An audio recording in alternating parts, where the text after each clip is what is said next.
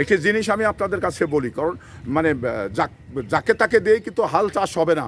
হাল চাষ হতে গেলে একজন নিয়মিত কৃষক লাগবে। তো সেই কৃষিকাজের অভিজ্ঞতা তার আছে কিনা দেখেই কিন্তু তাকে হাল ধরিয়ে দিতে হবে। তো এখানে আমরা যে সারা বাংলাদেশের মানে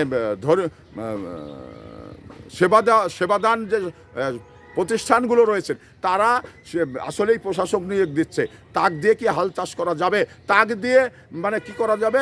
তাক দিয়ে সরকারি অফিসে সরকারি কর্মকর্তা হিসাবে তাকে দায়িত্ব পালন করানো যাবে। কিন্তু লোকাল গভর্নমেন্টের যখন দায়িত্ব দেওয়া হবে, তখন কিন্তু এই লোকাল গভর্নমেন্টের দায়িত্ব শতভাগ পালন করতে পারবে না এবং সময় দিতে পারবে না। তো এই জন্যেই সরকার মানে একটি পজিটিভ চিন্তা করে মানে এই প্রশাসক হটিয়ে, সরকারি কর্মকর্তা যারা ছিল তারা কিন্তু প্রশাসক ছিলেন, তো হটিয়ে এবার দলীয় লোক তাদের নিয়োগ করা হয়েছে বিভিন্ন জেলা পরিষদ, সিটি কর্পোরেশন, উপজেলা পরিষদে এবং বিভিন্ন জায়গায় ইউনিয়ন পরিষদে।